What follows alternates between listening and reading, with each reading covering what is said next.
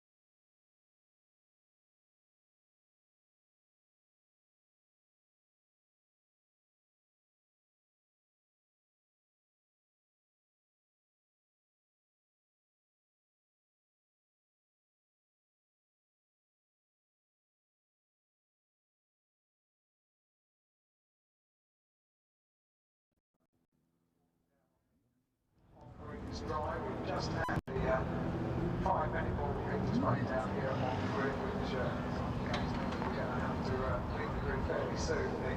The members of the teams that are directly involved in the starting of the cars remain down here on the grid, but everybody else is making their way off the grid because we are about to get racing for the day underway. And I can't wait.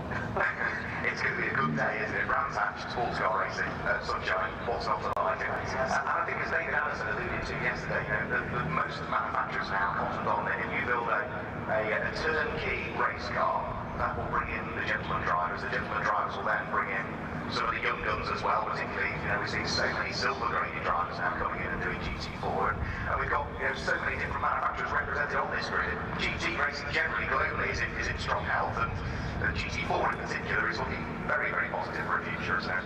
It really is, and SRO, the organising body that's pretty much changed the face of GT racing across the world, have not only saved GT racing, but also grown it into what it is now in every corner of the planet. And that's reflected in the fact that Race 1 of the GT4 European Series here at Brands Hatch is just about to get underway. Apologies for the break in transmission, but we are good to go. The grid is being cleared, David Addison trackside, and this enormous field of GT4 cars, 17 rows worth, stretching all the way back to Clark Curve. Let's have a walk up the grid and see Florian Thomas starting on pole position in the Aston Martin. Alongside him is Benjamin Lessen's McLaren. The yellow Mercedes is started by Max Cobalt, and alongside the Aston, David Griesner will go first. The quirky KTM with the front bodywork up to get some ventilation in. That's going to be started by Patrick Niederhauser, and Lucky Treff's Mercedes is alongside. The Alpine next to Pierre Sonsinena, and the Porsche Cayman in the hands of reigning AM champion Nicky Leutwiler. Then it's Matt Cowley in the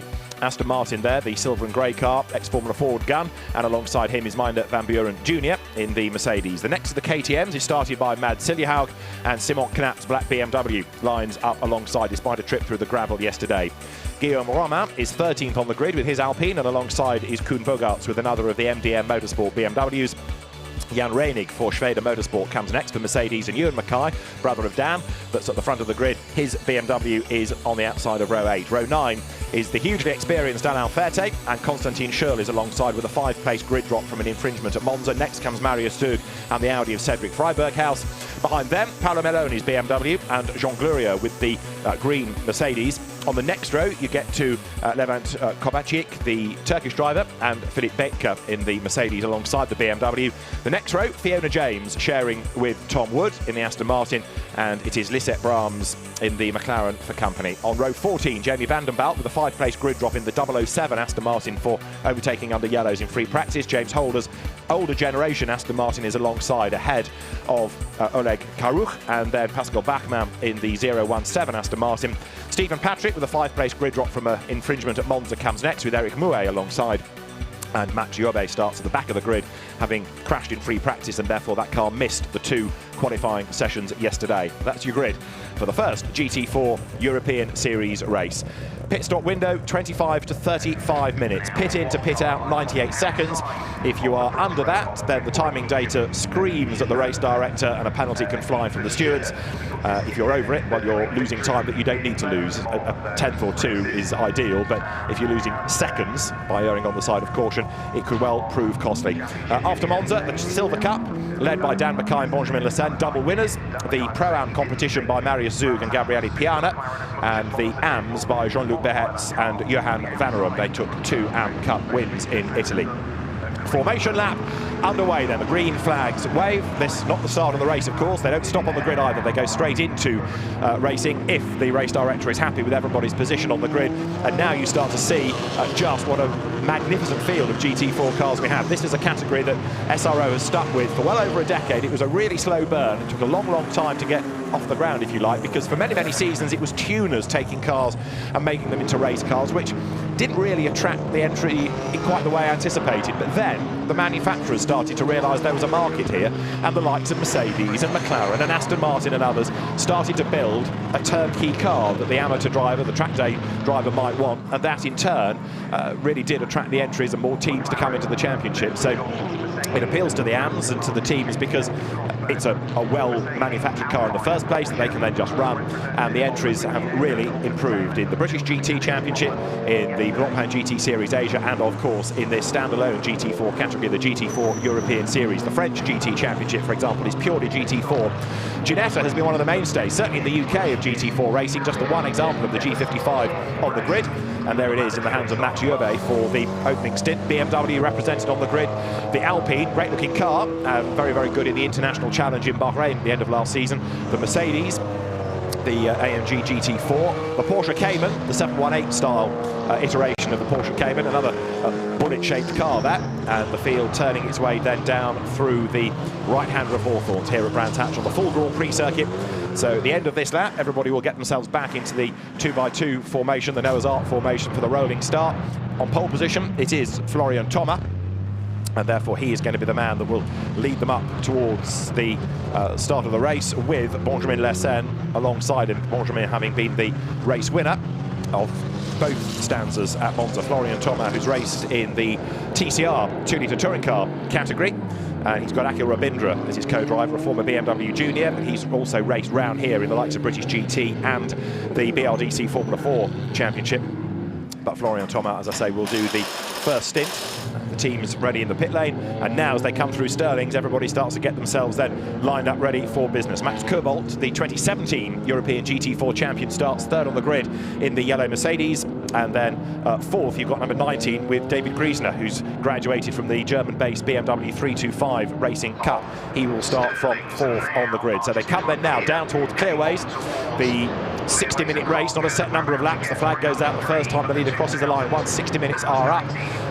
It is always conceivable on a busy Brands that you get a safety car period. Let's see what pans out then as we get set to go racing. It's race 3 of the GT4 European Series. The pace car, as it is, peels into the pit lane. The field now starts to accelerate its way up towards the timing line, with Florian Thomas at the front of the grid. Benjamin Lessen in the McLaren alongside. Florian Thomas gets the advantage as they accelerate their way up towards the line. Now the light should go to green. The race gets underway. They blast away towards Paddock Hill Bend for the first time. Florian Thomas on the inside line, then in the Aston Martin. On the outside line is Benjamin Lessen. He slots back in behind him. Max Cobalt goes third, but then goes wide. And up the inside there, David Griesner, in the next of the Astons, goes third. It's Thomas that will lead them up towards Druids. The KTM there, Patrick Niederhauser, goes diving up on the inside line. But the Mercedes hangs onto the pace as they drop downhill for the first time, then into Clearways. The top three just starting to edge clear, ever so slightly. But look how crowded it is coming onto Cooper Straight. The BMW there going for a gap that's barely there. They're almost 3 wide. Look at this, going down towards 30s. Brave stuff. And off the road has gone the Alpine. There's bodywork flying, so that gap wasn't there for very long. When we last looked, there were 3 cars together. The Alpine has gone rally crossing and he's back on again. And there's more drama, I fear, up at Surtees as the leading trio gets away. So it's Thomas from Lessen, from David Griesner, as they come now for the first time round the right-hander of Hawthorns, and they sprint along the short straight up towards Westfield now. Max Cobalt then running in 4th place. Away goes the Alpine, recovering after the dramas down at Surtees, and now the field accelerates its way up towards Stirlings for the first time. So the leading 3 getting away a little bit here. Through they turn, and Florian Thomas it is leading the pack. Treble 7 accelerates through, that's Jan Reining, and now the cars come towards the right-hander of Clark Kerr up toward the end of the opening lap.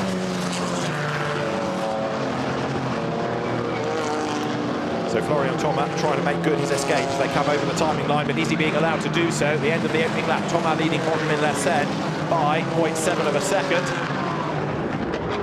Max Cobalt going through down in 5th place, so he's lost out to Niederhauser, and Nicky Ludweiler is going after him, then Simon Knapp as well. The start is under investigation. The leaders turn their way out of Druids, and the gap at the end of lap 1.794 of a second as they turn through. But Florian Thomas, Benjamin Lessen and David Griesner, Aston, McLaren, Aston, 3 British brands leading at Brands Hatch, doing their best to get away now. Pierre Sorcineno was the driver of the Alpine that went off the road, so he has fallen to the very back of the grid, having started midway up the order. In fact, he's on the 4th row of the grid, so Sorcineno's been in the wars for sure on the opening lap of the race, as the cars now work their way down towards Hawthorns. Lap number 2. Battle is on here, look, because you've got Nicky Ludweiler in the Porsche defending for all he's worth. Simon Knapp comes up, has a go on the outside line. Nicky Leutwiler, another hugely experienced driver, being able to stick out his elbows here and hang on to the place. Simon Knapp, though, goes up the inside into Westfield, and he should go through. He does go through. Simon Knapp gains a place, and more mayhem. Round goes Leutwiler, and he got a tag there from Mads Siljehaug in the KTM. Leutwiler, I fear, is in the gravel on the outside of Westfield. Mads Siljehaug gets going again, but if Leutwiler can't get out of there, you know what's coming next, don't you? So Nicky Leutwiler, whose career started back in 1979, very experienced driver. The KTM, if it doesn't pit, is going to get the meatball flag, because that bodywork is getting looser and looser and could well be a danger to others. So down they come at the end of lap number 2. There's a yellow flag in sector 2. The leader is Florian Thomas. He was 0.794 of a second up last time around. We've got one car bailing for the pit lane as well, incidentally, as the leaders come out of paddock, and Thomas now is getting away. Lessen second, third is Griesner, and Patrick Niederhauser fourth, going after them in the KTM.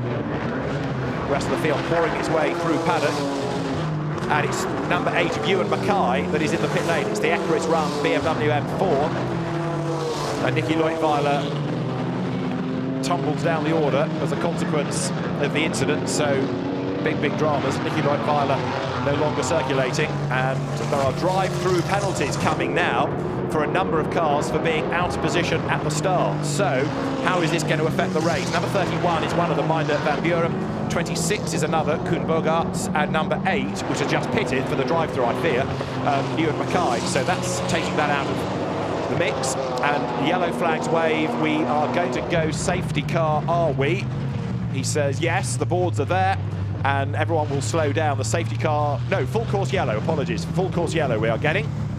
So that's why everyone has slowed to get Nicky Leutwiler's car out of harm's way over at Westfield. So you saw the contact between the Porsche and the KTM. Let's have another look at the start. 1 or 2 people being given a drive-through for not being in the correct place, and that doesn't necessarily mean that you're too far forward. What the race director doesn't want you doing is moving across. He wants one car behind the other, and if you're away from the white lines, then you will get a penalty for being out of position. But Florian Thomas from pole gets the advantage, leads down towards paddock. Have a look in the pack here. You've got people jinking out a little bit too early for the race director's liking, partly to see where they're going, but also to try and gain an advantage on acceleration.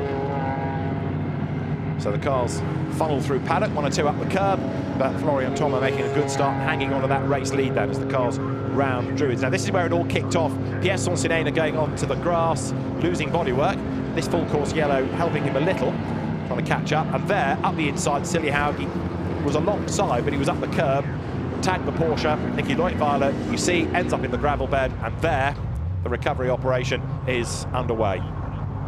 So Nicky Leutwiler's car being brought to safety. We've got another one making its way down the pit lane, presumably for a drive-through, which will be Meindert van Buren, I fear.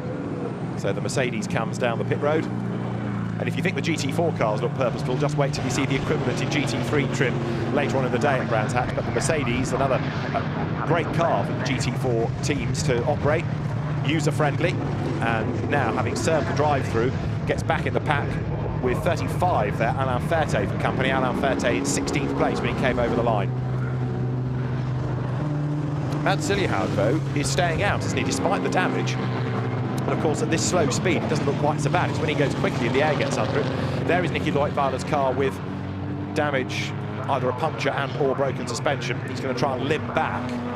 Let's hope that it's not broken suspension, because if the wheel parts company as he's heading to the pit lane, then we're going to have an even longer delay. But you can see the car does not want to go in a straight line. And that wheel doesn't really look like it wants to stay on anymore, does it? And that was the side that the contact was on. So Nicky Leutwiler limps back to the pit lane. He wants to get the car back rather than abandon it, because then he'll give the team time to work on it, ready for race 2. There's a very tight turnaround between races, because the second GT4 European Series race is at 2:45, and that's the start of the race, never mind the time getting to the grid. So is Nicky Leutwiler going to give up this? I think he is, having said he was going to try and bring it back to the pit lane. Is he going to park it? That will mean that the team gets less chance to work on it. Anyway, I think he's realised that it just does not want to go in a straight line. So the marshal is saying, can't park here, Gov, go and park over there where there's a vehicle access gate, and he'll be off the track. What Nicky Leutwiler might do, I suppose, is try and stay on the grass, out of everybody's way. We'll see what he does, but you can see the extent of the damage there. As under the full course yellow, everybody now makes the run up towards the right-hander of Sheen Curve. And Nicky Leutwiler has brought the car to a stop. And there is the broken suspension, potentially loose wheel. Nicky Leutwiler, I have it in my mind, was in the gravel here last year when he was driving a McLaren. Number 24, Mads Siljehaug, is under investigation for an avoidable collision. And the ever-lightening Alpine there, still shedding bodywork, of Pierre Sonsinena is in 32nd place and trying to play catch-up, but he's caught up to Ewan Mackay after the drive-through. But bodywork peeling back all the time on that car. Of the race still to go. We are just about to complete lap number 4. So the car's up towards the timing line. This has put 4 laps in the book. All of these count, of course, within the hour of the race. And as they move their way up over the line, the lead gap remaining, because of course they're running at this delta speed rather than all bunching up as they would under a safety car. Whether the safety car will be brought out for a lap to bunch them up ready for a restart, we'll have to wait and see. Some race directors do that, others don't. You don't have to do it, it's at the discretion of the race director. Now where's Leutwiler gone to? Has he got going again to try and limp back to the pit lane? He's behind the fence, I understand, so the car is out of harm's way. And we go green then, so we're racing. This is where the drivers have to be on their toes. Green flags fly, we're back racing, and straight away the action is on up towards Druids there as David Griesner makes his move for second, and up the inside for third goes Patrick Niederhauser in the KTM, side by side down the hill. Florian Thoma is away like a scalded cat, and he now leads over 2 seconds to the good. Benjamin Lessens second in the McLaren, third David Griesner, Patrick Niederhauser behind him, and then Max Cobalt trying to come back into the mix with Simon Knap going after them. So a brief pause while we have the full course yellow. We're back racing, and Florian Thoma now getting away. He's bolted, and Benjamin Lessens is having to defend for all he is worth now. Down they come towards Hawthorns. So David Griesner it is, they're in third place. Patrick Niederhauser, another very experienced driver who got to GP2, GP3 level single-seaters, then moved to GT racing. He is in fourth place. Max Cobalt, former GT4 champion, is fifth. Simon Knap, massively experienced GT4 driver, is sixth. And look at Niederhauser, goes for the inside line, breathes in, he's up the inside of Griesner and he goes through. Patrick Niederhauser then goes through up on the inside line. That gives him third place now. And Benjamin Lessens McLaren is the next target as they work out of the left at Stirling's. Down they come now towards Clark Curve. So Patrick Niederhauser, who's become in a short space of time a very proficient GT racer, whether it's GT3 or GT4 machinery, he's up in the third place. But whilst this battle is going on, 5 of them for second place. Look at the gap that Florian Thoma, the race leader, has pulled. He goes by that battered Alpine, by the way, we were looking at. He's in the pit lane. But up front, Thoma to Lessens is 2 seconds now. The car's dive down through Paddock Hill Bend, and Benjamin Lessens is having to work overtime, and Max Cobalt coming under pressure from his former teammate, Simon Knap. They shared a car last year, and Knap is on his tail as they go around the right-hander of Druids. The BMW, which you could argue looks more touring car shape than GT shape, but it's a very good, effective GT4 machine. And then behind them you've got Lucky Treft also starting to close up in the Man Filter Mercedes. There he goes, and of course because they're all squabbling and holding each other up ahead, he's able to catch. Benjamin Lessens in the McLaren just cannot get away. So the little KTM, this 2-litre turbo car, whistles its way onto the tail of the McLaren. Downhill they come. Up front, Florian Thoma getting away within the first sector. That man there, Patrick Niederhauser, has done the fastest lap of the race. Fans looking on, thinking, I'd like one of those, I'd like one of those. And Benjamin Lessens McLaren is in second spot, but for how much longer? Niederhauser tucked up behind him. David Griesner in fourth place. Cobalt dropping back ever so slightly, but Florian Thoma here is getting away. And if he can build a good lead, this is going to put Akhil Rabindra in the box seat for the second stint. Lessens in the McLaren then, run by Franz Verschuur's team. Franz himself, a hugely experienced one-mate racer before turning his attention to GT4 and running teams. He comes, Benjamin Lessens, the young Belgian driver, through Clark Curve, and the frustration is he can see the leader getting away, but he's so busy having to defend, he can do nothing about it. There's another car under investigation. It's Stephen Patrick for overtaking under the full course yellow. Stephen already had a grid drop from an infringement at Monza, and down the pit lane is coming Koen Bogarts now in the FDM Motorsport car for his drive-through penalty. So up through Druids, second, third, fourth, then fifth, then sixth, all in a line. Knap and Cobalt have caught up to the traffic, look, as they turn their way now through Druids.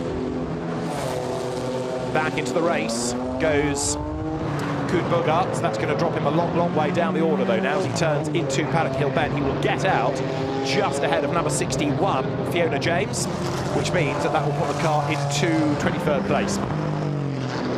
And Stephen Patrick, incidentally, having just talked about the fact that he's had another penalty, we've just had an incident for the other Mercedes of Karuk coming over the timing line. There it is, up against the wall. So that's going to be a safety car straight away. Oleg Karuk was wide coming out of Clark Curve through the gravel, kept his foot in, got back on the road, lost it across the road and has ploughed into the pit wall. So the safety car is going to be deployed, and they might have to bring them through the pit lane because there is debris all across the circuit. The race director, if he's aware of that, and you'll see the pictures, will probably try and get the cars to come through the pit lane as quickly as, but that means the safety car needs to be scrambled very, very rapidly, and he's not going to pick up the lead in order to do that. So this is going to be a real issue now, because the drivers are going to have to go either on the grass or pick their way through the debris. The marshals are there very, very quickly to try to get the big bits out of the way. Oleg Karuk is okay, and look, all the drivers being told, go wide, go wide, go wide. And onto the grass. In fact, the message has got through. You can see the Mercedes there, but to the right, the field are coming past the incident zone, having to take to the grass. Ideally, they'd come down the pit lane, but you can't get the safety car to the lead of the race in time, given its parking place. So next lap through, they could come through the pit lane, but by the time the safety car had been scrambled, of course, they were coming down through clearways. So the drivers responding very well to the flags. Here's the replay. So wide through the gravel, he's gone, comes across the road, out wallop, straight into the wall. Oleg Karuk kept his foot in to try and drag it off the grass, but then the back broke away. You see all the shards of bodywork. It's like an eggshell exploding, isn't it, as all the bodywork goes across the road. And the point being, you do not want to run race tyres over that, because otherwise you're going to have punctures aplenty. From another angle, the first impact has come, there's the second, boom. So that, I fear, we won't see in race 2. Number 66, massive off for Oleg Karuk. That car run by Bullet Racing. So I'm talking about Stephen Patrick having a penalty. That's the sister car. So it's not a happy day for that squad. Oleg Karuk, who's come from the Baltic Touring Car Championship. And the recovery vehicles are on their way. But it's really getting all the bodywork off the road that's going to be the concern. So as I say, it could be that they run through the pit lane next time. It might be that the road is clear. So the volunteer marshals, the Orange Army, goes to work.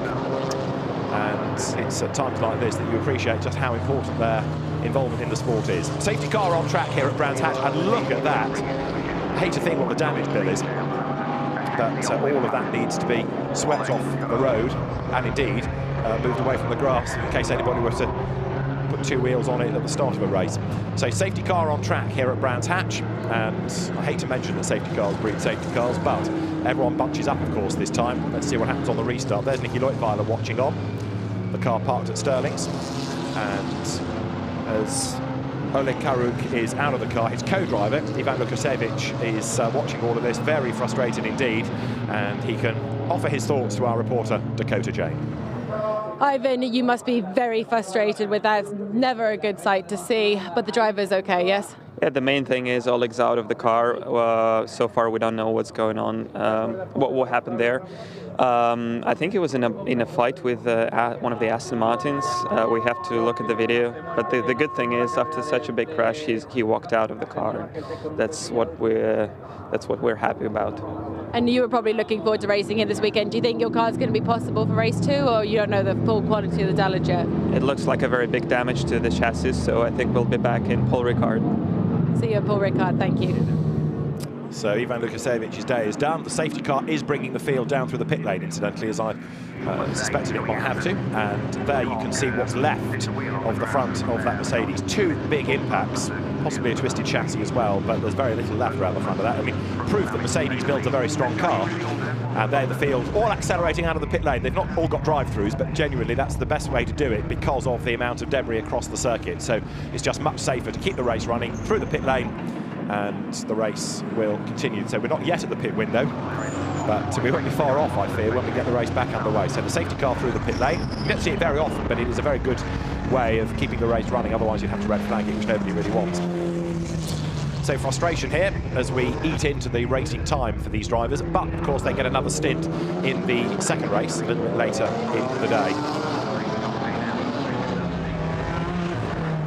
Everybody blasting through, the pit officials making sure that everybody is behaving themselves down the pit road. At the very back of the queue is the 017 Aston Martin that is started by Pascal Bachmann, and Clement Seiler will take over for the second stint. So Clement will be in a big hurry to try and get himself up the order. There's also liquid that's been spilt inevitably on the road as well, so you've got the car to be removed, you've got bodywork to be swept up, you've got liquid to be treated. There it is. Marshall's hard at work, as I say, we couldn't do this without them. And excellent work going on to get the race back underway as quickly as possible once that track has been cleared. So it doesn't matter how technology moves on, a man on a broom is still essential in motorsport. And now the delicate operation of moving the Mercedes back more bits falling out of it, I fear. This could be quite a long safety car period. The pit window is between 25 and 35 minutes. And the team's rethinking what they do now in terms of when to bring in the cars. So here at Brands Hatch, it is race 1 of 2 in the GT4 European Series. The race is being led by Florian Thomas, and behind him, Benjamin Leclerc, the man that won both races at Monza with Dan Mackay a couple of weeks ago. So we will get things back underway as soon as we can after that big incident for Oleg Karuch coming out of Clark Curve. So Florian Thomas leading the pack, and as far as the classes are concerned, if you look to the leader of the Pro-Am class, 7th overall is where Luc Trefts is in the car that he shares the Mercedes with Marcus Pavarud, and the leading AM car at the moment will be 28th, and it's the all-girl crew, Lisette Brahms and Gabi Ulyi. Lisette, who normally drives with husband Luke, but he's recovering from recent ill health. Luke can get well soon. There's another replay of Oleg Karuch headbutting the wall, not once, but twice, effectively. And of course, the car also coming to a pretty sudden stop on that second impact. So another lap is being done down through the pit lane as the cars come through. And we've got another car being investigated for overtaking under the safety car. Tell you what, if you're a steward in GT4 racing, you're being kept busy this weekend. It is the Pascal Bachmann Clement Seiler car that's being investigated. Well, that's in last place. I'm not quite sure what overtaking it did, but anyway, it's being looked at. Might have been in one sector and then given the place back. We'll see what the stewards decide to do. So here they pour out of the pit lane once again. Pit lane speed gun is being operated to make sure that nobody is doing anything naughty there either. And we've got 9 laps in the book. It's not often you have a race that includes 2 different laps. It's like a joker lap from Rallycross, isn't it, by going through the pit lane. Slightly different configuration for a number of the laps here. We've got that chicane and pit in, plus the pit lane itself. Everybody in GT4 with the Satina banners across the windscreen. Satina, part of the Swatch Group, as is Blancpain, that lends its name to the GT3 series. And Satina watches go to the pole position driver in each class as well, so they will be on the podium at the end of the race. So the drivers will be up there at the end of the first race to celebrate. And there we are looking at a very sorry sight. Number 66 Mercedes, the recovery team have swiftly got to the car and got it out of harm's way. Now the road is clearing. Debris gone, but still the liquid is being treated. And won't be long, hopefully, now before we are good to go racing once more. As the Brands Hatch Aston Martin fans there see a happy sight, because it's their car leading the pack. The Audi safety car turns through, and now drivers getting ready for the driver change. That's Jeremy Sahi down in the pit lane. Now, if you're running the car through the pit lane and the pit window is open, that's going to make life very, very busy. But I think the road is probably clear enough now to let the cars actually go through on the track. We'll see what the race director decides to do at the end of this lap. Temperature's dropping as well here at Brands Hatch, incidentally, but I don't think the weather's going to have anything like the heavy rain that we had yesterday. So the team's still with this dry circuit to look for. So they turn now up towards Sheen Curve.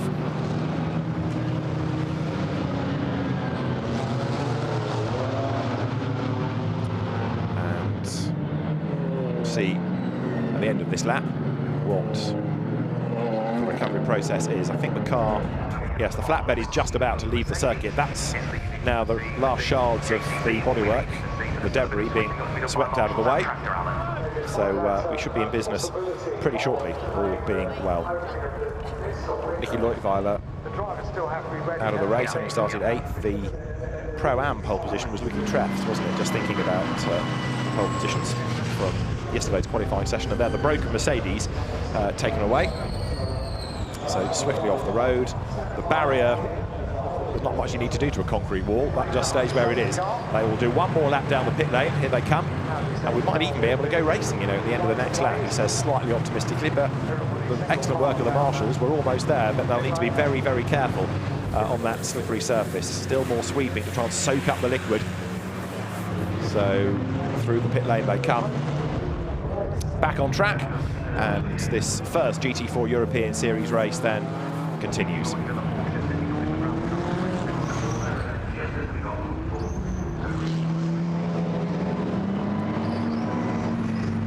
So 1-2 gaps have opened up a little bit here. I know they'll close again as the field get back on track, but we've got two waves of cars at the moment. Some drivers being slower through the pit lane than others.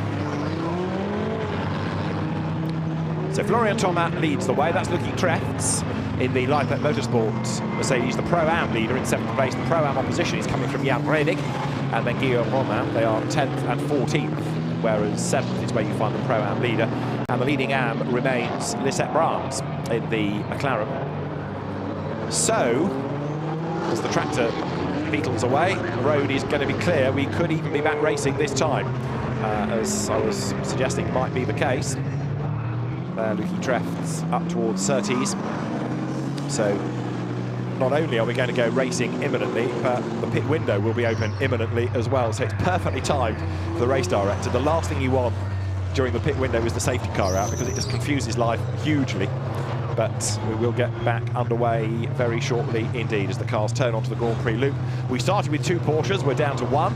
There's only 1 Audi in the race, and another scene you seldom see, tractors and transit vans going the wrong way around the circuit. Now they're off the track, the road is clear, and so we, fingers crossed, can go racing this time around.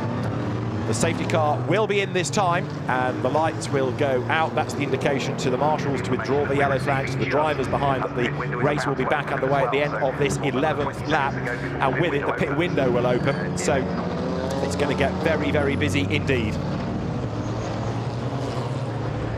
So it could be that you get the safety car in and then a long, long queue of cars as well behind. Do you get the pit stop done now while everyone is bunched up, or do you stay out a bit longer, try and gain track position while other people are in the pit lane? Partly depends whether you've got your quicker driver in for this stint or the second. The teams will have decided all of this, I'm sure, and they'll be thinking on their feet as the safety car then heads down towards the approach to Sheen Curve. So the cars ready to go racing once more. Ear defenders on, young fans get set. The lights are out then. Florian Thomas lets the safety car go. He will control the pace then. The safety car sprints down towards the pit-in approach, and Florian Thomas leads the way. Benjamin Lessen right up behind him. Still, of course, having to think about Patrick Niederhauser in the KTM behind. Bit of weaving going on now to bring the tyre pressures up again, to get the tyre temperatures back up to where they need to be. As into Clark Curve they come then. Florian Thomas will lead the way. The cars accelerate away. Now Lessen goes for the pit lane, pretty much everybody else stays out, but Benjamin Lessen comes in, so Florian Thomas gets away. There's another queue of cars coming in as well, a bit further down from midfield. As up to second place goes Niederhauser. David Griesner is third, Cobalt fourth, and Griesner tries the outside line going into Paddock, doesn't do it. So Patrick Niederhauser stays second, Max Cobalt there in fourth, and the yellow Mercedes, Simon Knapp gets up the inside of him, does he, in the BMW? They're almost side by side. Knapp goes through, gets his nose in front. Max Cobalt wide up the curb, and Simon Knapp has done it, but he's on the outside line for Graham Hillband. Cobalt comes back up the inside, they lean on each other.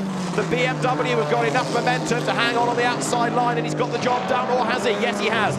Simon Knapp there is ahead, look, and Lucky Trefts is under attack from Matt Cowley, the very promising British driver, new to GT racing this year, Matt Cowley, and he's on the back of Trefts in the yellow Mercedes. So, Cowley, 7th, one to watch here. He was briefly on pole position in the qualifying session, dropped down towards the end, and there, I'm afraid, in the pit lane, 26, but it's not a problem. It's the driver change for Koen Bogarts to give way to Mark van der Aert. You saw Benjamin Lessen in to give way to Dan Mackay. They worked so well together at Monza with those 2 wins. Pit window is open, cars pouring their way up now towards Sheen Curve, and the race leader Florian Thomas by 1 second on the restart, leading the pack. But of course now it's a different car, different driver chasing him. It's Patrick Niederhauser, and way wide there goes one of the Alpines, slides back onto the road. just about survives the experience, and so number 9 back onto the track. That's the car of Guillaume Romain that Sohail Ayari crashed yesterday. Mark van der Aert is away, and here, look, is the midfield scrum. Constantin Schürrle in the Cayman. Around the outside in 007 is Jamie van den Balk in the Aston Martin. More go for the pit lane. Now, the race leader, Florian Thomas, is 7/10 up as they come over the line. So Florian Thomas here is staying out a little bit longer, trying to build the gap once more. Niederhauser second, Griesner third. Knapp fourth, there he is. 5th is Cobalt, 6th is Treff, 7th is Cowley, 8th is Jan Reinig, 9th is Alain Ferte, and then 10th now, Jamie van den Balk. Word about Alain Ferte, massively experienced driver, but if you go back to 1988 and the halcyon days of Group A touring cars, he was Tourist Trophy winner at Silverstone with Andy Rouse in the Caliber 4 Sierra Cosworth. There, out to the Grand Prix loop goes Simon Knapp, the BMW, chasing after David Griesner now for 3rd place. Of course, the order shuffles as we have the pit stops. The lone Audi has been in as well as Cedric Freiberg has to give way to Nikolai Müller-Madsen, last year's Silver Cup champion. And there is Thomas, but look at the way that Niederhauser has got onto the tail of him. 2 very different types of car, the Aston Martin and the KTM, the much lighter but much less powerful car, right on the tail. Here they come, up now through Sheen Curve, a run down towards Sterling's. Nicky Leutwiler thinking, I want to be in this race, but fingers crossed that car can be repaired for later on. Cowley is ahead of Treff, so we had a change for 6th place, look. Matt Cowley into the top 6, staying out a little bit longer. Leaders come through Clark Curve. Is Niederhauser in? Yes, he is. The 2nd place KTM, there it is, look. Comes into the pit lane through that chicane, put in to slow the pace down. So it's an Aston 1-2 again. Florian Thomas goes through in the lead of the race. It's 2nd is David Griesner. Simon Knapp staying out a little bit longer. The KTM comes in. Now watch the front bodywork. You open it up, push it away from you. Easy access. The rest of the pack battles through. So we need to be looking next at where the best of the pit stoppers are. Florian Thomas leading the race. There, Patrick Niederhauser gives way to Reinhart Koffler. But look, you see, although we've got the roll cage, the bodywork opens forward. Driver in and out. So Niederhauser, who had done the absolute best first sector on that lap before he bailed for the pit lane, goes through the stop. 14th over the line, Dan Mackay in the McLaren that was running in 2nd place. Well, he'll gain another 3 places after that because of pit stops. So he's chipping his way up the order, and of course we'll start to see after everybody has made their pit stops who has gained and who has lost on the stops. So a pit stop is 98 seconds, pit in to pit out, including the driver change. That's all you need to do. You don't have to change tyres or certainly not refuel. Constantin Schürrle coming under attack there in the Porsche. So 22 turns through. In fact, that had a change of driver now, hasn't it? It has gone to Glenn Van Parijs, who we didn't see at Monza, but he will race here. He's taken over that car. He will start race 2. So Van Parijs is in 22 Porsche now to confirm. The race leader, Florian Thomas, is going to do another lap, so he's making the most out of this stint. Goes through. David Griesner likewise in 2nd place. Simon Knapp, Max Cobalt and Matt Cowley, leading 5, all go through. And there, rejoining is Reinhart Koffler. So actually, a pit stop costs you a lap at the moment. 98 seconds means you lose a lap. David Griesner has now done the fastest lap of the race. And more pit stops are cycling through. Through has just gone down Mackay. So number 14, McLaren, that last lap was a 1:33.2, meaning he's lapping just fractionally slower than the leading car at the moment. In other words, the gap is being maintained, if not extended, between the Aston Martin and the McLaren. So Florian Thomas leading. Dan Mackay, new into number 14, but he knows the car, of course, from racing it at Monza. Let's see what progress can be made. So 18, Thomas, race leader, up through Hawthorne. He's got the road to himself. And it is David Griesner, his teammates, chasing on behind him, the Pro Sport Performance cars. First time Florian Thomas has raced here. He's doing a very good job, isn't he? Pole position and leading this stint and controlling the full course yellow and the safety car restarts. But his co-driver is getting ready. So Akhil Rabindra, the Indian driver there, ready to go. I think that meant he was going to do the 2nd stint rather than suggesting the cameraman should go away, but he's ready to go, suited and booted. And is it this lap on which Florian Thomas will bail for the pit lane? He comes into Clark Curve, he tightens the line, he lifts, he comes in. So Florian Thomas gives up the race lead. David Griesner will inherit it. Question is, can that red Aston Martin get back out ahead of the number 14 McLaren, which is the best of the pit stoppers at the moment? Let us see. So we've got Simon Knapp staying out for another lap. So over the line has just gone number 14 of Dan Mackay. There is 18. So Dan Mackay's back on the lead lap now. Can he do another one while that car is in the pit lane? Number 4 is in, so that's Max Cobalt to give way to Jan Kishiel. You notice the way the cars, because of the number of them in the race and the length of the pit lane, they don't stop parallel to the pit lane. They have to go nose first, because otherwise you just don't have the space to get everybody in if there are lots of cars wanting to stop at the same time. So nose in, that sort of herringbone formation, the cars line up. Got some very quick sector times being posted. Andy Merrick doing an absolute best in one sector, Ricardo van der Ende in another. Not unexpected, they're both excellent drivers, but shuffling the order, and at the end of the next lap, I think, pretty much everybody will have had to have served the pit stop. Never quite got to the bottom of who demolished all the hoardings on the outside of the road at Hawthorne, did we? But somebody's had a drama there earlier on in the race, as through goes Reinhart Koffler. Number 4, Jan Kishiel, waits for the signal to be pushed back. So the KTM here is actually just ahead of Dan Mackay. I think I'm right in saying, let's just double check. They certainly were ahead last time over the line. So that will put the KTM now as the best of the stoppers. So David Griesner comes into view and into the pit lane. So David Griesner will give up his lead. Simon Knapp comes in as well. And that therefore means that the next car over the timing line is going to be number 16 to take the lead of the race. The KTM goes through then. Reinhart Koffler now is the race leader.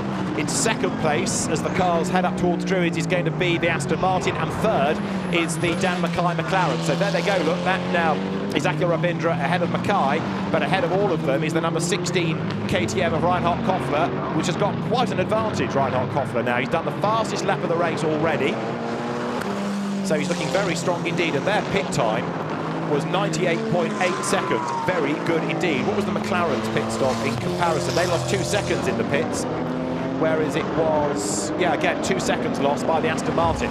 So a very, very good pit stop by the Reiter KTM team to get that car cycled through and back out again. Bas Lijnsdale with his back to us, timing the pit stop for David Griesner, but gaining 2 seconds on the pit stops has put this car in the lead. So it was 98.8 seconds. That's very, very good indeed, and it's gained over the opposition, Aston Martin and McLaren. So Koffler now leads the way, and look, he's got the road to himself, whereas Akhil Rabindra is coming under attack, not only from Dan Mackay, but look, suddenly into the race has come the one and only Audi. Last year's champion, Nikolai Müller-Madsen, taking over from Cedric Freiberghaus, who pitted early. The safety car helped by bringing them back into the equation, but Nikolai Müller-Madsen is right up there now. Looks for the inside line coming down towards Clark Curve. Akhil Rabindra under attack, and while they're squabbling, this is all playing into the hands, of course, of that car, the KTM, that leads the way. Back into the race, look, he's going the Simon Knapp BMW after the driver change that now puts behind the wheel of it Alec Udell, the American racing here for the first time. David Griesner has given way to Jeremy Sahi, and way out wide there, Jan Kishiel coming through Paddock Hill Bend. There's another shuffle. Will Moore tries to get up the inside of the background. Kishiel versus Udell as they go through, absolutely side by side. They battle these cars early on in the race, change the drivers, but they're still tied together, aren't they? So Reinhart Koffler leading the way at the moment. And I reckon after all of those pit stops that you've got that wave of cars we've just seen rejoining, like Kishiel and others, perhaps shuffling themselves up the pack. Let's see, because we need another look at Reinhart Koffler and then count the order through. So there you've got the battle between Rabindra from Mackay, from Müller-Madsen. In the background is the Jan Kishiel Mercedes. So Reinhart Koffler getting away. He was 9/10 up last time over the timing line, and right now he's being helped by the fact that here in second place, Akhil Rabindra is defending solidly from the Dan Mackay BMW. Nikolai Müller-Madsen comes up to attack once more. So down they come, Koffler leading. This is the battle pack for second place confirmed. Nikolai Müller-Madsen fourth in the red Audi, up towards the timing line. He has a tentative look to the inside, but can't really make the move there. Gap back in fifth place. It's going to be Jan Kishiel in the yellow Mercedes. Through they go. The lead gap is now 4.3 seconds. That is a monster of a gap. And actually, look now, Mackay falling back into the clutches of Müller-Madsen. So Rabindra being released. But can he do anything about that KTM? Reinhart Koffler doing a very good job indeed up front. So Reinhart Koffler, former BMW racer, knows all about KTMs from GT4. He leads the way, but 4 seconds clear. Dan Mackay third, under attack from Nikolai Müller-Madsen. And we've got a few cars pit stops under investigation. Koen Bogart's Mark van der Aar BMW is one of them. The Jean Gloria Mercedes is another in the stop that gave it over to Guillaume Dumoulin, and number 15 as well, the Ginetta of Mathieu Ibanez. That's being looked at, but they're not really those cars with respect within the leading group, so won't affect what we're watching too much. There is Dan Mackay going through. Now, is Rabindra able to do anything about Koffler? No, he's not. He's losing out in the sectors. The gap is going up and up and up. Frustratingly for Mackay, he's got to defend. And frustratingly for Müller-Madsen in fourth, who might fancy his chances, he hasn't got the speed to get by. Now look at this wave of cars lower down the order. In and amongst it, 33 is Andy Merrick. On his tail is Ricardo van der Ende. So this little group takes you, what, from 12th place back. And again, you see the variety. Mercedes, BMW all squabbling amongst themselves, with Aston Martin in the mix as well. Here they come up the hill. Mark van der Aar ahead of Julien Darrat in 007.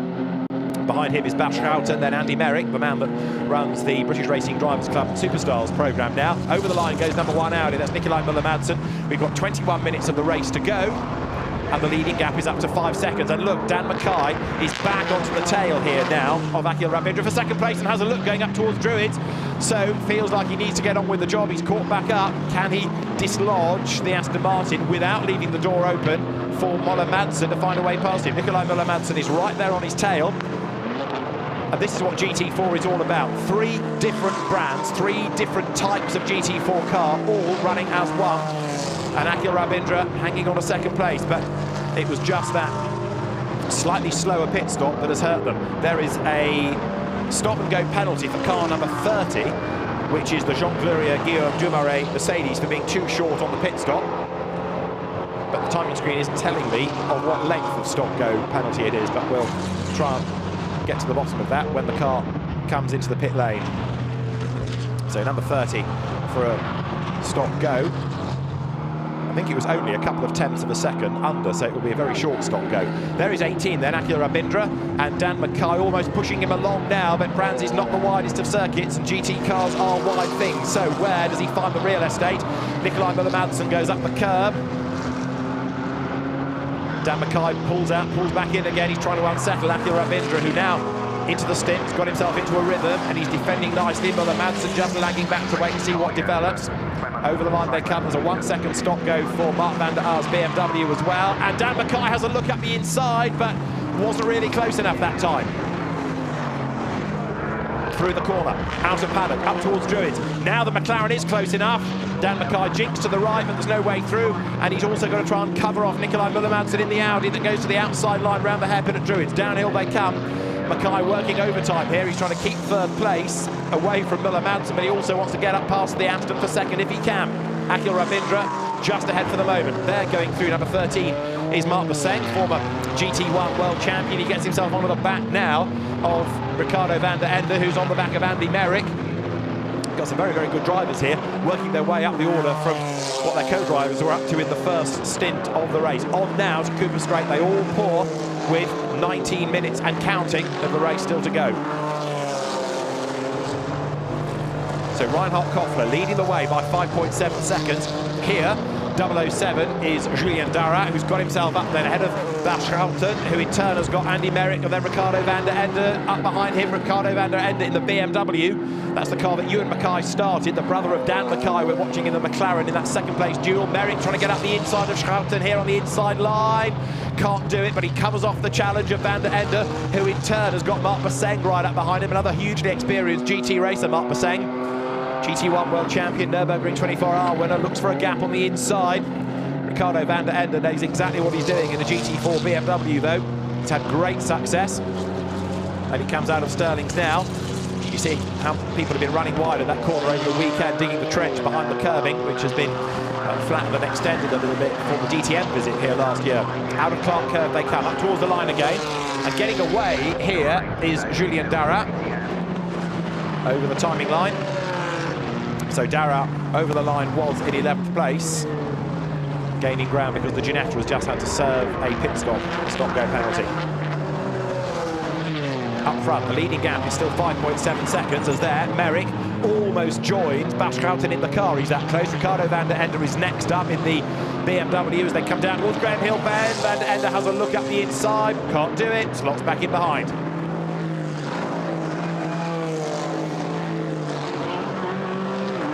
One car missing this weekend, sadly, is the Chevrolet Camaro that did lead at Monza, the Olivier Hart Duncan Houseman car, which is a shame. Hopefully that'll be back later on in the season. But right now, you're looking at Akhil Rabindra, who has got away from the new third place car. Nikolai Müller-Madsen is ahead of Dan Mackay.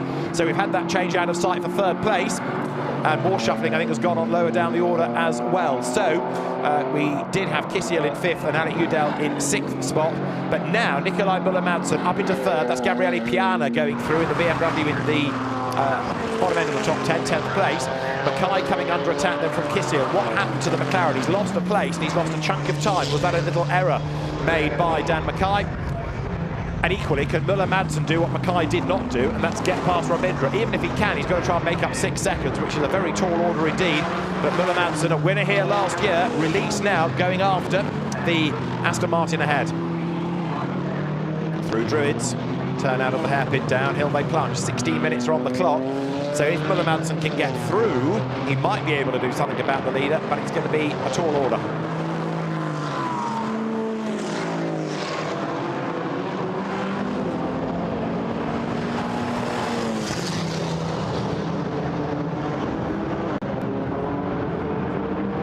Müller-Madsen then riding shotgun. Cars powering their way down once more towards Hawthorns. Into the right-hander, the Audi shaking off the challenge of Dan Mackay behind. So can the Dane do anything about the Indian driver ahead of him? Through Hawthorns they turn now. Swing their way uphill. Through the right of Sheen Curve. Left at Stirling's. Now Müller-Madsen needs a good run out of here to try and line up an attack on the inside. And even if he can't do it at Clark Curve coming into the corner, if he can get a good run through and get the line, force the door open going into paddock, that could be where the move comes. Let's see, but he hasn't quite got the grunt to stay with the Aston Martin. He's good through the twiddly bits, but the Aston with all that power, look, he's able to stretch its legs in a straight line. So Müller-Madsen's going to have to try and be late on the brakes, claw back, what, 2 lengths that he's lost.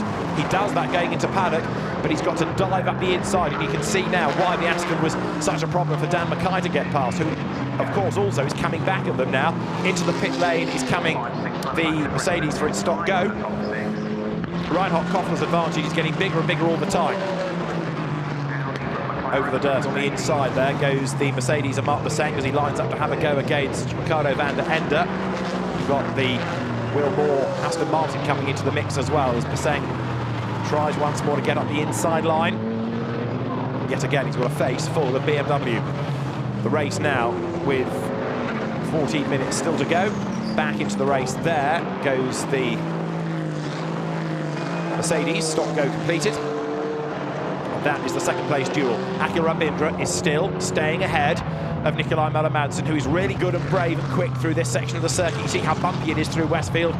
GT3 as well as GT4 cars showing the bumpy nature of that section of the circuit. Müller-Madsen then using the curb. He's got the speed. He's on the grass though. Too much speed through Sheen Curve. He's close right up onto the back of the Aston Martin. Then runs wide, saved it. He's on the dirt again, look, coming out of Stirling's. You can see the frustration now. Müller-Madsen knows where he's got the speed, but that's countered by the Aston Martin being so good in a straight line. There is a drive-through penalty going for number 26, which is the BMW for causing an avoidable collision. That's the Mark van der Koen-Bogart's car that's already had a stop-go for a pit infringement. So it's not its race, is it, number 26?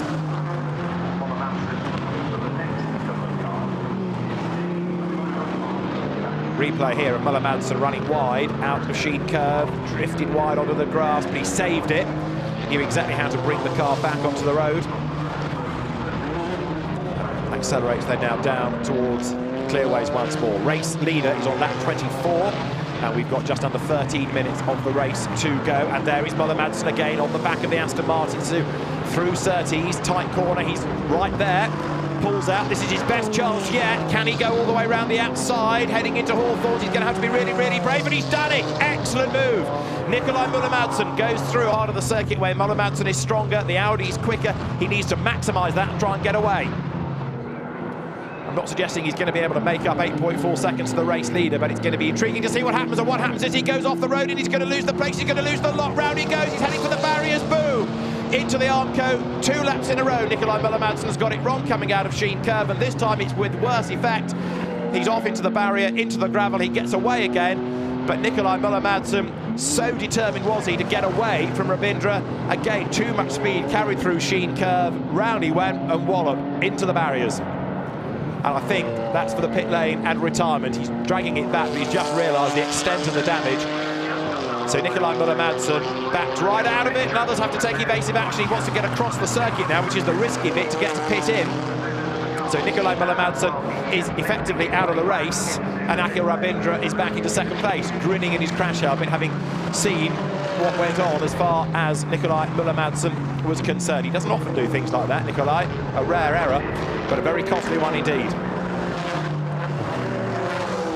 So where's the next drama going to come from in this race? Well, from Reinhart Koffler's point of view, he hopes there's no drama because he's got this very, very comfortable advantage. The Phoenix Racing team busy here as well as Hockenheim this weekend with the opening round of the DTM, and Phoenix, one of the key Audi teams within the DTM, and Moser's squad.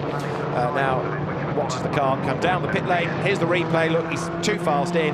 He's on the grass, but this time, so much speed did he have, he couldn't save it. Back comes round. He missed the Aston. Hooray. But he found the barrier twice, front and back. And I feared that's where it was going to end up, in the gravel, but he's out of the gravel, but only as far as the pit lane there. The team assesses the extent of the damage, and there's a lot of work to be done before race 2. We'll see whether they can get the car back out again, but it's, if it is possible, only really for testing purposes. So here is Reinhart Koffler, the KTM, utterly dominant in the second stint, whereas of course it was chipping its way up the order in the first. And so much of that is down to Koffler's pace because he's done the fastest lap of the race, but significantly it was a pit stop just about 2 seconds quicker than the opposition that put the car ahead after the stops, and from then on he's been able to get away. And Nikolai Müller-Madsen apologises to the team.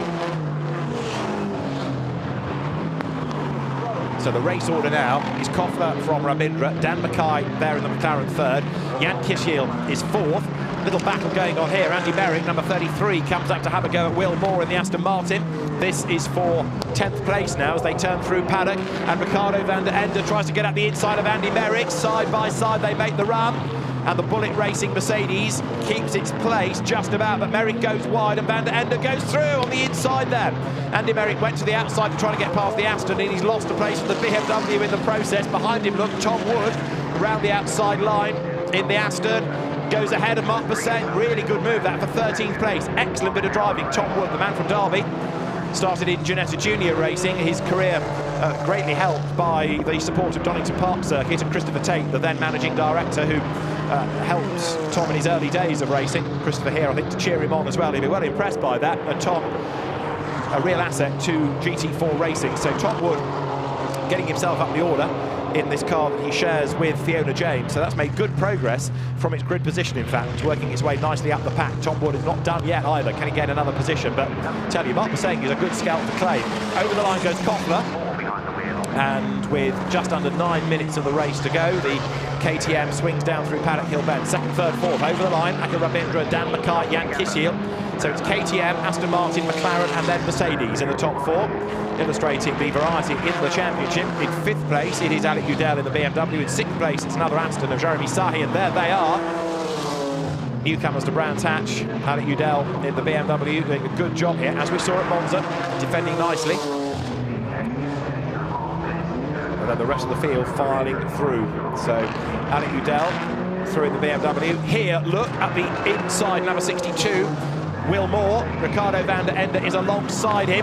Andy Merrick tries to buy back into this, get the place back. He lost here a lap ago. There you go, Ricardo, he says. That's what happens if you're on the outside line. Van der Ende, though, stands his ground on the inside, and Tom Wood gets past Andy Merrick on the inside. Both on the run a little bit wide. Now Mark Bassett tries to make his move. He's got 2 wheels on the grass.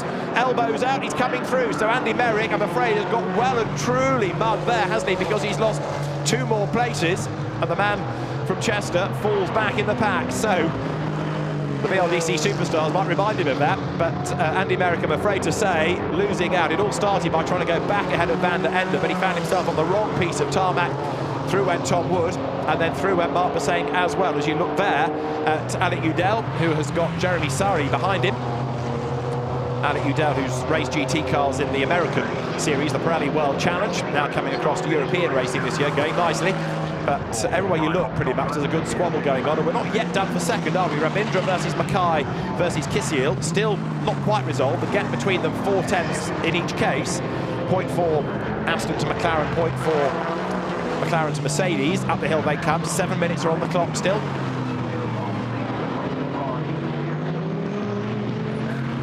So turning their way now out of Druids, down through the left-hander at Graham Hill Bend.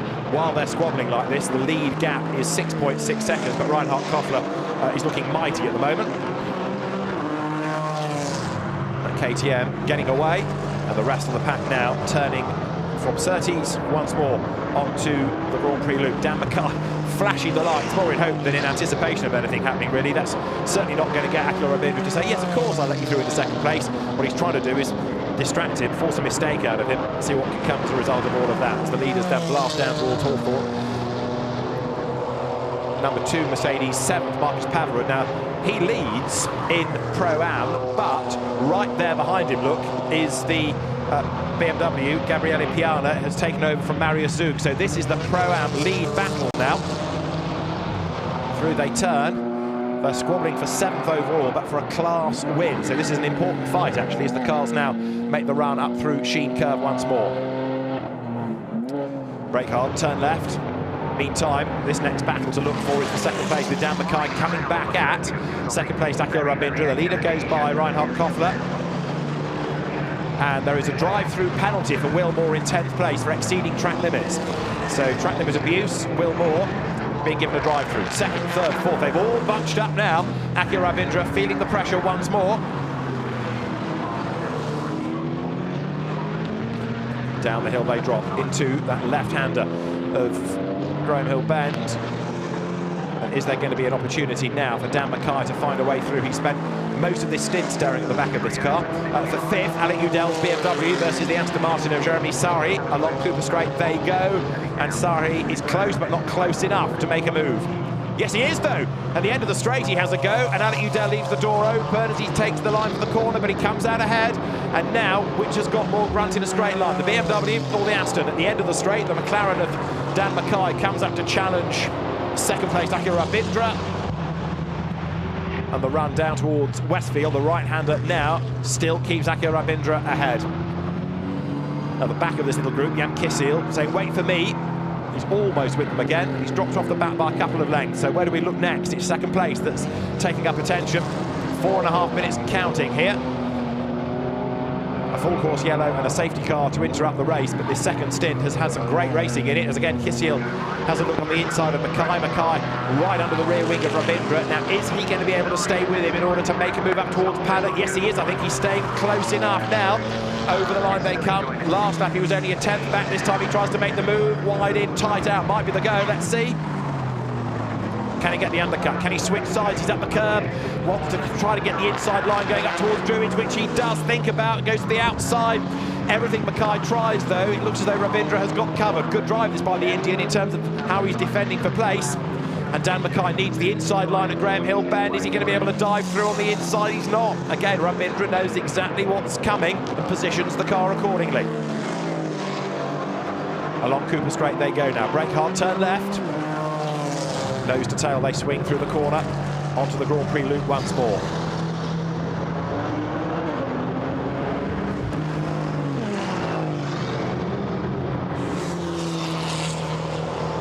You see the way the Mercedes dropped back again in a straight line. Dan Mackay taking the battle in that very aero-friendly McLaren to the Aston Martin, cuts through the air nicely. Further back, this now is the Pro-Am battle. It is still Pavarud ahead of Piana. Gabriele Piana, the Italian driver who lives in the shadow of the Nordschleife of the Nürburgring, so he can ply his trade in the VLN successfully. So an undulating circuit like Brands Hatch should have no fear for him. Gabriele Piana then goes out of the right-hander of Westfield, but Marcus Pavarud is hanging on to that place, doing another good defensive job here. He's raced in Norwegian GT racing and TCR has Pavarud before coming into this championship last season. Number 48 going through, that's another of these very fleet Alpines. That's now got David Loger behind the wheel of it.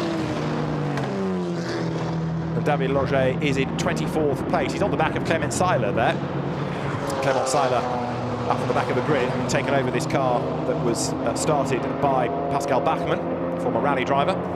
But he's under attack, is young Clement Seiler. Started off in motocross, relatively new to car racing, but adapting very, very well indeed. His father Antoine, former TWR press officer back in the Siltcat Jaguar days, for example. And comes now, that car out on Sterling's. That's the race leader, who is going to squeeze one more lap out of it at the end of this. And Reinhart Koffler leads by 4.5 seconds. The gap's come down, but he's got everything under control here. And the Austrian driver comes down into the right-hander of Hawthorns. Being told about one car not doing its drive-through, and that's therefore going to be converted into a 30-second penalty. Trouble is, the car's retired from the race, so it's all rather academic anyway. That's the Kuhn Bogart's Mark van der Aar BMW. For the Pro-Am contest, though, Marcus Pavarud is still fending off 1-1-1 here. So Gabriele Piana, try as he might, has not been able to find a way through as the cars make the run up towards the right-hander once more of Sheen Curve. That's where we lost Nikolai Müller-Madsen earlier on, remember? And Marcus Pavarud only has to defend now. It doesn't matter what he wins by in terms of a margin, as long as he stays ahead of this BMW to do the class win. Down to Clark Curve they come. So they'll get one more lap out of the race. As I say, the leader has gone by, and Reinhart Koffler, the gap is coming down 3.5 seconds, so it's enough, but it's certainly falling from where did we have it at 1.8 seconds. Second, third, fourth, they all bunch up again on this, the last lap of the race. It's Kissiel in the yellow Mercedes that goes a little bit wide up towards Druids that time. And Dan Mackay will go to sleep tonight with the back of that Aston Martin ingrained in his mind, waiting because he has stared at it for the best part of half an hour. Along Cooper Straight they go once more, up towards Surtees. Turning to the left, onto the Grand Prix loop once again. And for Pro-Am honours, we're not done yet either. Gabriele Piana is running out of time. Is there a gap on the inside? Not yet, not yet, not yet, almost. Door closed. So Gabriele Piana tries to prise open the door. That was his best chance yet, then to try and dive bomb on the inside line, but Marcus Pavarud fends him off. That's the race leader, soon to be race winner. And the KTM, it may not have quite the same cachet by name as a Mercedes or a McLaren or an Aston Martin, but it's a very, very effective GT4 race car, and it's been very well driven indeed, because Reinhart Koffler and Patrick Niederhauser are on target for the true racing team in the KTM Crossbow GT4 to win race 1 at Brands Hatch. The checkered flag is at the ready, and Reinhart Koffler and Patrick Niederhauser win here at Brands Hatch. The KTM victorious. The car takes the checkered flag. Reinhart Koffler brings it home ahead of Akil Ravindra, Dan Mackay, and then Jan Kittel, second, third, and fourth as they come over the timing line. Fifth will go the way of Jeremy Sari, ahead at the end of Ali Udell, so the Aston rather ahead of the BMW. And to win Pro-Am, Marcus Pavarud and Luki Trefts ahead of Gabriele Piana and Marius Zug. The gap in Pro-Am at the end, 0.239 of a second, very, very tightly bumped indeed, and Gabriele Piana left right off. He's tried everything to get past the Mercedes, but to no avail. And the next battle pack pouring through Sterling's. Still there is drama to come. The field pouring over the line. You've got Julian Daraf 8th, Ricardo van der Ende 9th, ahead of Tom Wood, Andy Merrick, Max Tresoli, then Van Parijs, and here, 48, the Alpine of David Loger on the back of Clement Seiler. So Clement Seiler is going to take the place. I think Seiler will be 22nd. Takes the checkered flag after a good defence. So the GT4 European Series, as ever, delivering drama, delivering action. And that second stint certainly giving some great racing. First, of course, affected by that early full course yellow and by the safety car. But great drive by Reinhart Koffler and Patrick Niederhauser to score the win. And the cars now will make their way through to Parc Fermé. And in the case of some of the teams, some very, very industrious work needed before race 2, which will come up later on in the afternoon, 2:45 local time. So race 1 at Brands Hatch in the GT4 European Series, won by Reinhart Koffler and Patrick Niederhauser from Florian Thomas and Akhil Ravindra. Dan Mackay and Benjamin Lessem take third ahead of Jan Kisiel and Max Cobalt. Fifth, Jeremy Sari and David Griesner ahead of Simon Knapp and Alec Udell. Seventh gives Luki Trechts and Marcus Paverud Pro-Am honours ahead of Marius Zug and Gabriele Piana. Julian Darra and Jamie van der Balk, a really good run from a fair way back on the grid to take 9 from the top 10, rounded out by Ricardo van der Ende and Ewan Mackay. Look further down the order, inevitably some hard luck stories. Matt Cowley and Will Moore dropping down to 18th after that drive-through for the track limit drama. The Ginetta up from the back of the grid to 21st. Pascal Bachmann and Clement Zeiler doing a good job to get 22nd. John Glurier 24th, he had a drive-through. Mads Siljehaug had damage, remember, from earlier on. And we also had Mark Baseng drop a long, long way back towards the end of the race as well. And the first casualty, Nicky Leutweiler, into the gravel. Quite a few retirements, including, of course, that badly damaged Mercedes of Oleg Karuk. So, Reinhart Koffler saying KTM is the brand to have. Patrick Niederhauser comes down the pit lane to say well done. And Reinhart Koffler will be delighted with that result. A very, very good drive. And he needs to thank the guys in the pit lane, because that very slick stop was what really allowed them to jump the opposition. Had they got out in the traffic, it would have been very hard, I think, to get through. But by being ahead of that battle, just able to drive off into the distance. And 98-second pit in to pit out was the regulation. 98.8 was their time. That's pretty much perfection, isn't it? A really good job done. So, very good job done. We'll hear from Reinhart Koffler and Patrick Niederhauser, our race winners. Guys, a massive congratulations. What a race that was. Really good with the pit stop strategy there. That definitely won you the race. Yeah, it worked out, everything perfect. We couldn't plan it better. Patrick did a massive job to gain some position, so I hadn't so much work to do, but it was really hard to stay concentrated, and our first victory in the second weekend sounds good. Yeah. Sounds good, doesn't it, Patrick? I know you were watching Nikolai charge there from the back. Luckily, it ended well for you, right? Yeah, it ended perfectly. First win for us as a team. So it just feels amazing. Yeah, I had a good start, good first couple of laps, good fighting with other guys, and I knew the pit stop then was crucial. And yeah, Reini, I think, did the massive job at the out lap. His first lap was really, really quick, so that basically brought us the win in the end. So yeah, really happy. Congratulations. Let's see how the next race goes. Thanks to KTM and True Racing and Wright Engineering. Thanks, guys. Tick all the boxes. Thank everybody. A quick word about pit stops, because this weekend the TM Performance Pit Stop Challenge has been introduced to reward the teams that get nearest to that delta time, 98 seconds here. We've got one, of course, 98.8 seconds, but the MDM Motorsports team did 98.1 in the context of the Simon Knapp, Alec Udell BMW. So that is an excellent job, by a tenth of a second, just slightly over the time. But that's very, very good indeed, and that will certainly get the reward of TM Performance. Right, the drivers are heading to the podium at the end of a very lively first GT4 European Series race.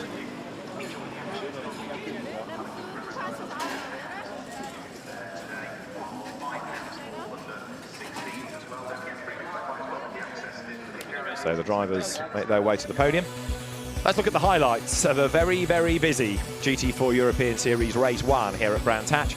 This was the first big drama, as Mads Siljehaug got involved with Nicky Leutweiler, and we had a full course yellow to get the damaged Porsche out of harm's way.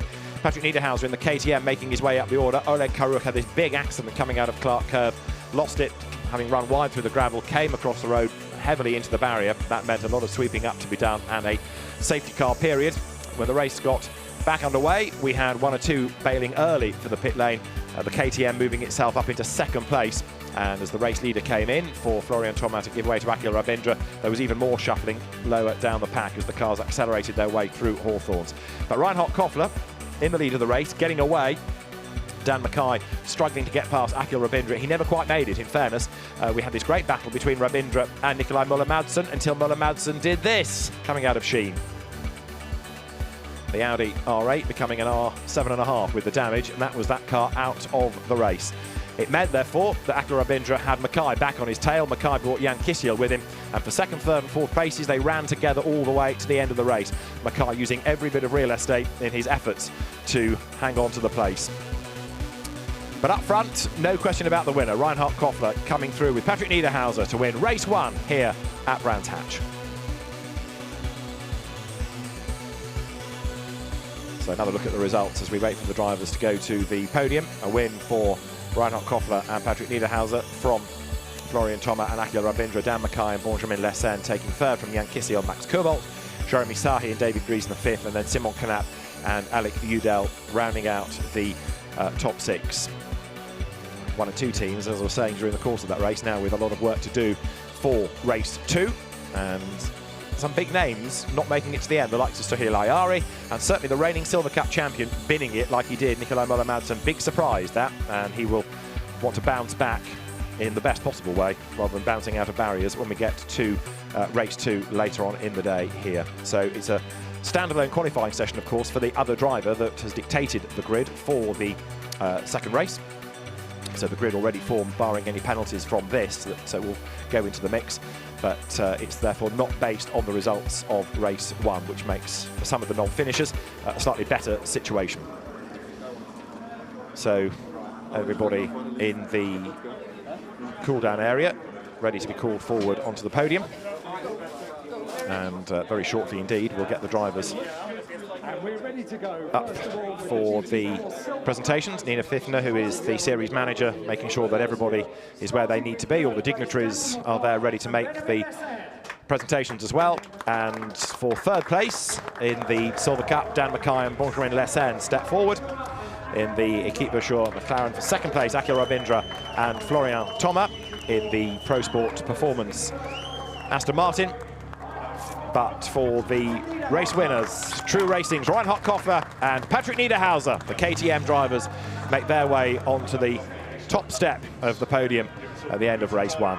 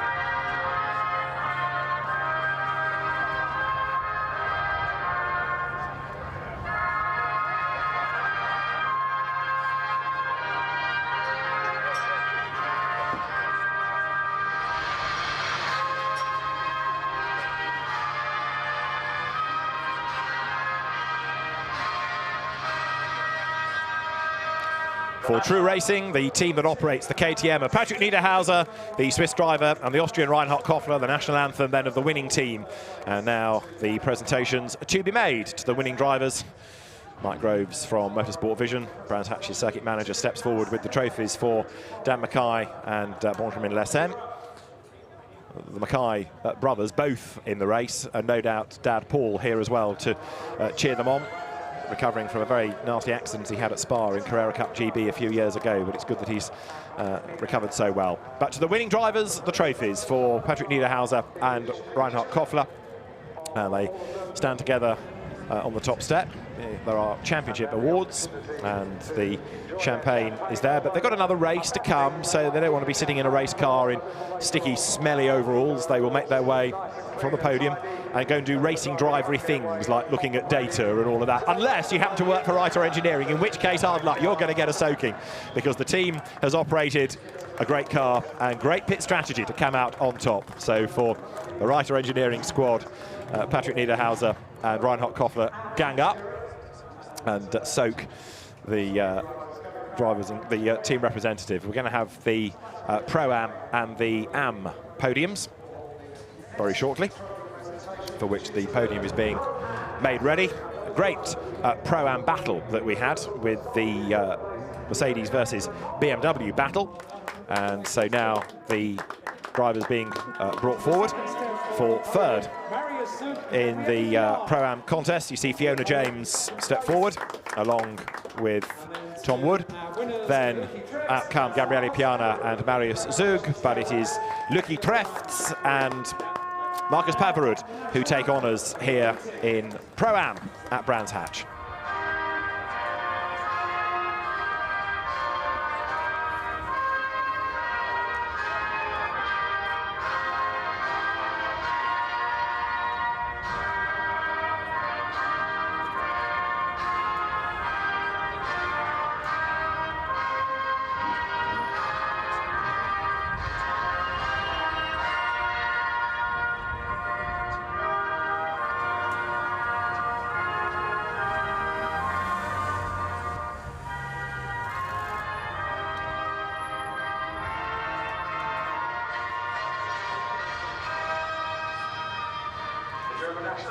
So the national anthem for the winning team.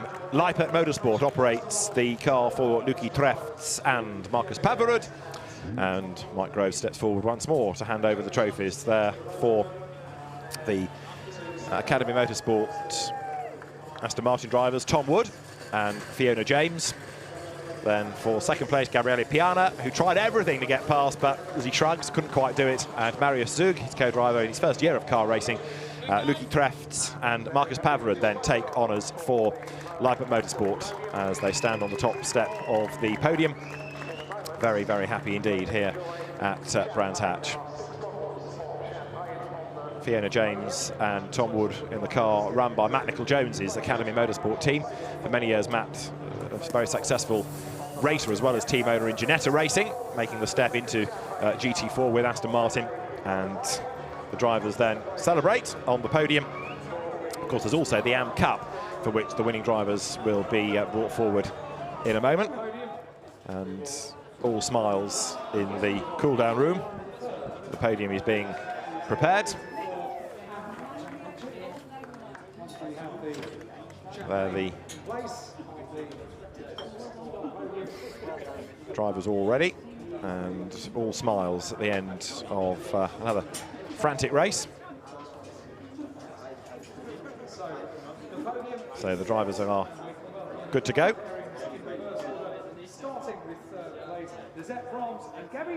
And the third place drivers step forward. Lisette Brahms and Gabi Ullier taking third place in the Las Moras by Keith Verschoor McLaren. And as the drivers make their way onto the podium, Clement Seiler and Pascal Bachmann, the category winners.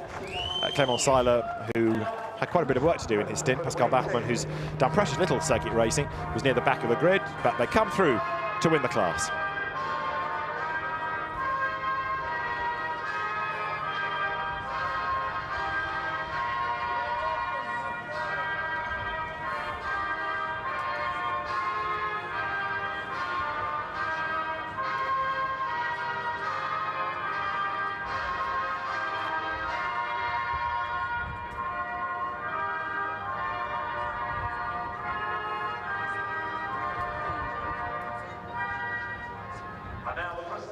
So Pascal Bachmann and Clement Seiler, the AM Cup winners, and the trophies are set to be presented there to Lisette Brahms and Gabi Ullier as the third placed finishers in the Verschoor McLaren. Then for second place, Eric Mouet and David Loget.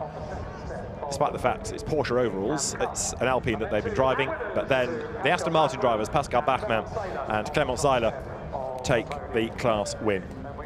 And as they smile on the podium, everybody delighted with, in this context, their result, because they're on the podium. And the pros didn't, but the AMs are contemplating spraying the champagne. Lisette Brahms, whose husband and son, in fact, Max, has been intricately involved in the championship as well as the series manager for a time. Huge supporters of GT4 racing, whether it's organising it or being on track. And Clement Seiler, former motocrosser, now car racer, celebrating his class win as well. So we've had race one at Brands Hatch, and we've had plenty of action. The second race will start at 2:45 local time, and it is now 12 local time. But we look forward to more great action from the GT4 European Series later on in the day. Join us for that if you can. For now, from Brands Hatch, from David Addison, goodbye.